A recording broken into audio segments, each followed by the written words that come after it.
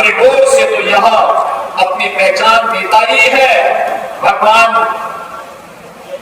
पार्श्वनाथ का भी ये पावन धरा है बरेली।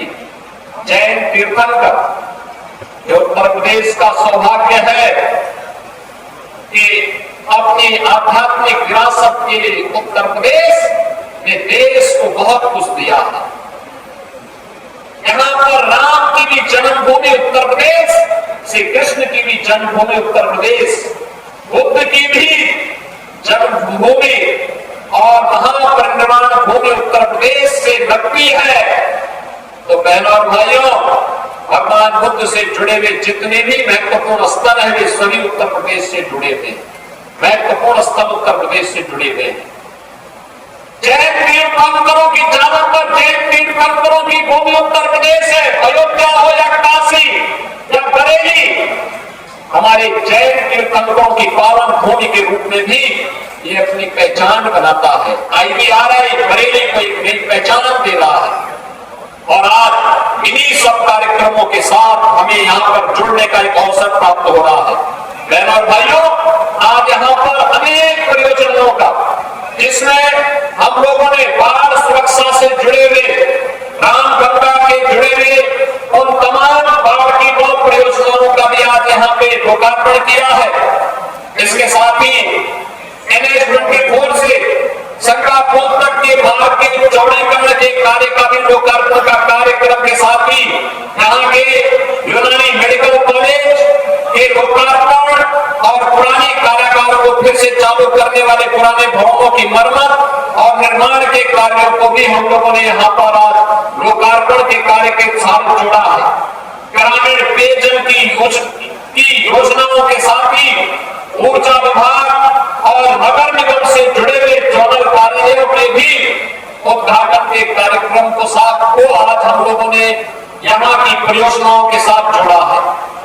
शिलान्यास की जो महत्वपूर्ण परियोजनाएं हैं, जो बरेली को एक नई पहचान दिलाने वाले हैं, जो नाथ कॉरिडोर की बात मैंने कही थी, इसमें अलगनाथ मंदिर, तुलसी मठ मंदिर, गोपेश्वर नाथ मंदिर, त्रिवटी नाथ मंदिर, बनखंडी नाथ मंदिर, तपेश्वर नाथ मंदिर और पशुपति नाथ मंदिर, इनके पर्यटन के विकास से जुड़ी हुई योजनाओं को, जिन्हें हम लगभग 62 करोड़ रुपए की लागत से यहाँ के लिए हम लोग अलग से स्वीकृत किया है, जिससे बरेली के आध्यात्मिक पर्यटन को एक नई गति दी जा सके।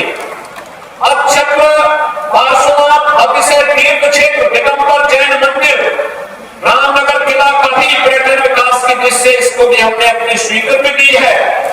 जल निगम, ऊर्जा विभाग की योजनाओं को भी और साथ ही यहाँ पर अन्य तमाम विकास की परियोजनाओं को, इसमें विकास प्राधिकरण की भी है, नगर निगम की भी है, गो संरक्षण से जुड़ी हुई योजनाएं भी हैं, इन सब को भी आज यहाँ पर शिलान्यास किया जा रहा है।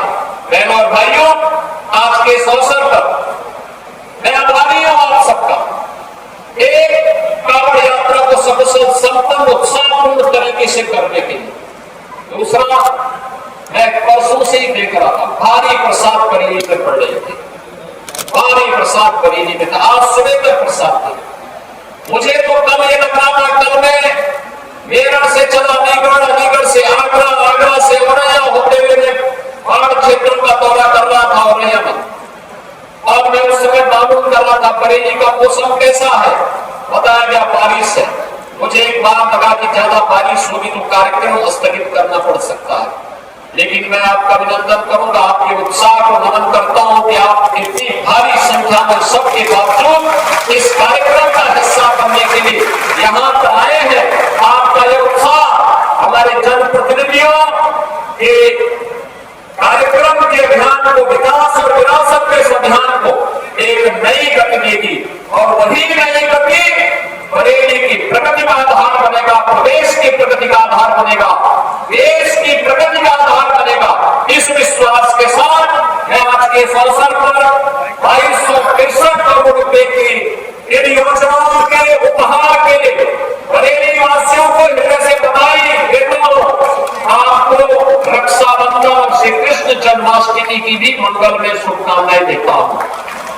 जन्माष्टमी के अवसर पर तो उत्सव होके ही रक्षाबंधन के लिए हम लोगों ने बहनों के लिए विशेष प्रावधान किया।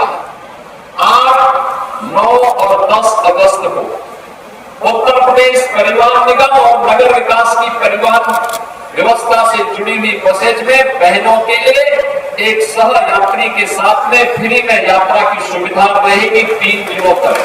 वे उत्तर प्रदेश के अंदर यात्रा का लाभ ले सकती हैं और इसमें हम सबको उनका सहयोग करना है।